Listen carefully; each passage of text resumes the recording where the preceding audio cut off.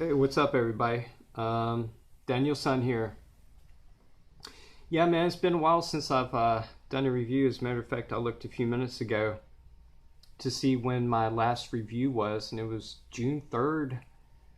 So it's been almost coming up on almost a month and a half since I've done a fragrance review. Yeah, man, there was a lot of things on my mind, a lot of things that were bothering me. So I decided to stop doing reviews for a while and get some things off my chest and talk about some other things. And I feel a little bit better doing that. So, I was laying in bed last night and I was like, you know something, I think I might do another fragrance review. And I woke up this morning and I was like, yeah, I think today is the day I'm going to do another fragrance review. So here we go. I wanted it to be a special review on a special fragrance, and that's the reason I picked Fahrenheit by Dior. This is the Eau de Toilette. This is very, very iconic in the fragrance community, but I don't hear a lot of people talk about it often. Every once in a while I'll see somebody do like a fragrance of the day, every once in a while, and somebody will mention it every once in a while, but I haven't seen anybody do a fragrance review on this in quite a while, so I decided to do this. I first actually, let me give you a little history first. This was actually launched, Fahrenheit was actually launched in 1988. Two perfumers, Maurice Roger and Jean-Louis Suzak were the two perfumers. Dior and Suzak and Roger took a gamble and a huge risk when they came out with this, because there was never anything like this, and there never has been anything like this as far as I'm concerned. I first got Fahrenheit, the Eau de Toilette, in, I think it was around 1991 when I first was turned on to it. And I was like, it was so unique. There was nothing ever on the market like this. Let me give you the notes to this.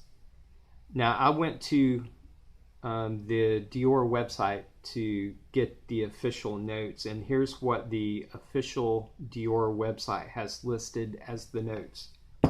Sicilian Mandarin, violet, leather, and that's it. But we all know that there's more to it than that, so I went to a few other websites, and of course I went to Base Notes, and I went to Fragrantica, and I went to a couple of other websites to see what they had listed as the notes. And these notes that I'm getting ready to read off is the notes that everybody seems to agree on that's in here. So let me give you the notes that everybody has. Bergamot, lemon, lavender, violet, hawthorn, honeysuckle, chamomile, nutmeg, jasmine, lily of the valley, cedar, sandalwood, amber, patchouli, leather, tonka bean, musk, and vetiver. So there is a lot going on in this fragrance if these notes are correct. I have seen other reviewers doing reviews on this, and I don't get what any other reviewer gets as far as this. I mean, personally, a lot of other reviewers, have been able to pick out the citrus notes and the violet and the sandalwood and some of the woods and the dry down and stuff. Nah, not me. I don't get any. I'll tell you exactly what I get. In the opening, this is the 2018 batch, by the way. This batch code is 8F02, which is, this come out in June 2018. So this is the 2018 batch. in the opening, I get a sweet oil, like a motor oil, like car oil, but it's got a sweetness to it. I get that. I get gasoline, and I get leather. I do not get any citrus. I do not get any floral. I don't get any woods. I don't get any patchouli. No tonka bean, no vetiver, nothing. This is what I get. I get a sweet motor oil, gasoline, and leather. That's what I get. And it does change a little bit after about 20-30 minutes. That sweet motor oil sort of like subsides a little bit, and the gasoline and the leather come out a little bit more. But basically the life of the fragrance is just exactly what I told you. I don't get any floral, no woods, no nothing. I get motor oil a little bit. It tones down after about 30 minutes, but it's gasoline and leather. And that might not sound appealing to a lot of people. And actually, if I would have never smelled this myself, I would be like, eh, that doesn't sound like it would smell good, but it does. I mean, I love it. I love it. Even as a little kid, man, I've always loved to smell gasoline and leather. I really have. I guess it was the motor oil, I guess it was like I don't know what it was. I guess it was just, I don't know why I've always liked those smells, but I always have. And to me, I think out of any fragrance that I've ever smelled in my entire life, and everything that I've ever owned, there has not been a more masculine, manly fragrance ever created to me that I've ever experienced more than Fahrenheit. Never. A lot of people think, I've heard a lot of people think that an animalic fragrance is a masculine fragrance and a manly fragrance. I personally do not. I think an animalic fragrance smells like an animal, like something to do with an animal. And to me, that doesn't represent what a manly, masculine fragrance smells like. I think this is the epitome of a masculine, manly fragrance. There's nothing more manly and masculine than the smell of motor oil, gasoline, and leather. So I love it. The first time I smelled it in 1991, I was like, I like this. It smells, it took me a while to get used to it, but I was like, there's something about this. I've never smelled anything like this, and nothing has ever come close to smelling like Fahrenheit ever. And I just fell in love with it. And this is definitely not for everybody.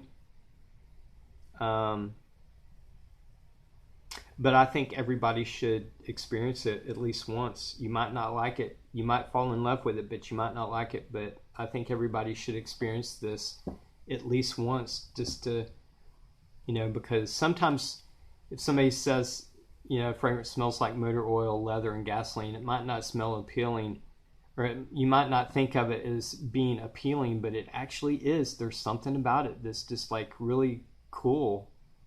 And I highly suggest, everything is cool about it. Even the bottle is like really cool. And the box has changed a little bit since '88. The bottle hasn't changed that much. It's a really cool shape, really cool color. Excellent atomizer sprayer. It's got a really cool cap that pops into place.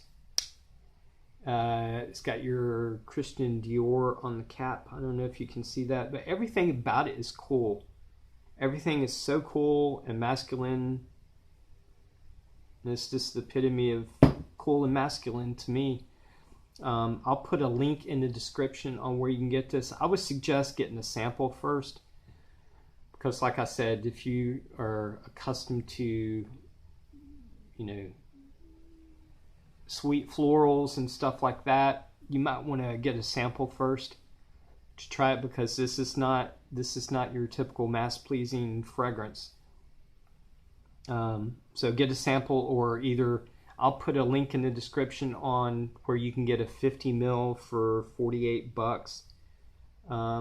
Maybe you should do that before you commit to 100 ml.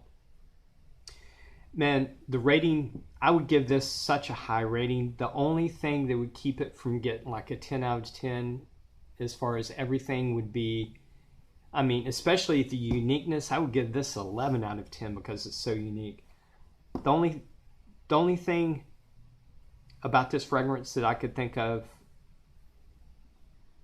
you know, negatively about is the occasions.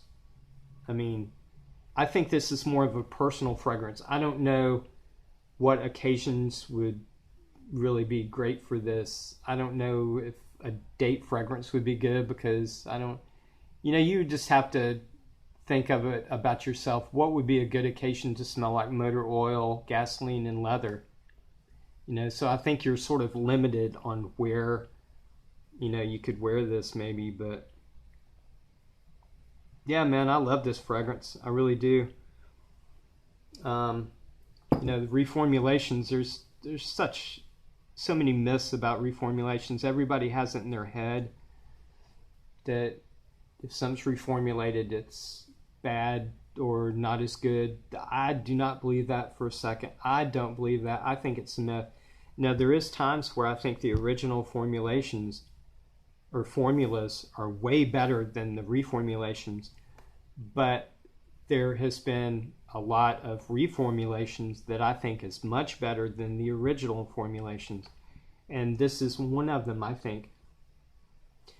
The 1991 batch that I had a long time ago, from what I can remember, smells identical to this.